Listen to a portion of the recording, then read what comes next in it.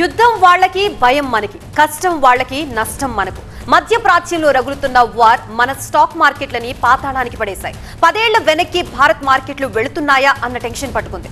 ఒక్క రోజులో 12 లక్షల కోట్లు ఆవిరయ్యాయి. ఇది నిజంగా స్టాక్ మార్కెట్లకి బ్లాక్ డే. మధ్యాహ్నం వరకు నిలకడగా కనిపించిన భారత స్టాక్ మార్కెట్లు చివరి గంటలో ఒక్కసారిగా కూలిపోయాయి. బీఎస్ఈ సెన్సెక్స్ 2700 పాయింట్లకి పైగా కుప్పకూలుగా, నిఫ్టీ 23,000 దిగువకు పడిపోయింది. ఇది మామూలు పతనం కాదు, గ్లోబల్ పానిక్ సిగ్నల్. ఇంతలా పతనం కావడానికి కారణం క్రూడ్ ఆయిల్ ధరలు ఒక్కసారిగా ఎగబాకటం, మధ్యప్రాచ్య ఉద్రిక్తతలు, సరఫరా భయాలు పెరగడం వల్ల బ్యారెల్ ధరలు ఏకంగా $113 పెరిగింది. నెల కిందట బ్యారెల్ ధర పట్టుమని $60 కూడా లేదు. భారత్ లాంటి దిగుమతులపై ఆధారపడే దేశానికి ఇది డబుల్ షాక్. ఇంధన ఖర్చులు పెరిగితే కంపెనీల మార్జిన్లు కుదేలవుతాయి. దాంతో మార్కెట్లు ముందుగానే రియాక్ట్ అయ్యాయి. ఇదే అంశానికి సంబంధించి పూర్తి అప్డేట్స్ అందించడానికి మా అసోసియేట్ ఎడిటర్ సుకుమార్ సిద్ధంగా ఉన్నారు. సుకుమార్, మార్కెట్లో నిన్న కాస్త స్వల్ప ర్యాలీ కనిపించినప్పటికీ కూడా ఈరోజు వరుసగా ప్రతి ఒక్కటి నెగిటివ్ సంకేతాలు ఉండడంతో మార్కెట్లు ఈరోజు కుప్పకూలిన పరిస్థితి మనం చూడొచ్చు.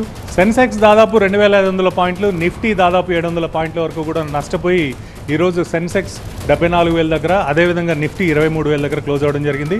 ముఖ్యంగా కారణాలు కనుక మనం గమనిస్తే నిన్న మనకి ఫెడ్ వడ్డీ రేట్లని యథాతథంగా పెట్టడం ఒకవైపు అయితే, మరోవైపు హెచ్డిఎఫ్సి బ్యాంకుకి సంబంధించి చైర్మన్ రెసిగ్నేషన్ చేస్తూ ఇక్కడ ప్రాక్టీసెస్ సరిగ్గా లేదు, నైతికంగా బాధ్యత వహిస్తూ నేను రిజైన్ చేస్తున్నానని చెప్పడంతో ఒక్కసారిగా బ్యాంకింగ్ రంగంలో అమ్మకాలకు దిగినట్టుగా చాలా క్లియర్గా కనిపిస్తున్నాయి. మరోవైపు వరుసగా ఫారిన్ ఇన్వెస్టర్లు సెల్లింగ్ చేస్తూ ఉండడం, దేశీయంగా కూడా అంత ఇంట్రెస్ట్ లేకపోవడం మార్కెట్ పట్ల కూడా ఈ పతనానికి ఒక కారణం కింద మనం చూడాలి.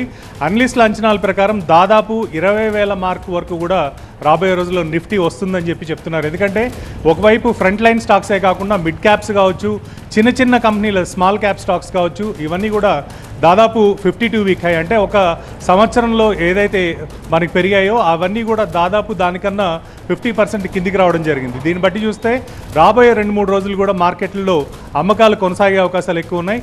మరోవైపు మనకి యుద్ధ వాతావరణం కూడా ఇంకా ఎక్కడ సర్దుమనకపోవడం ఒక రీజన్ కింద కూడా మనకు కనిపిస్తుంది.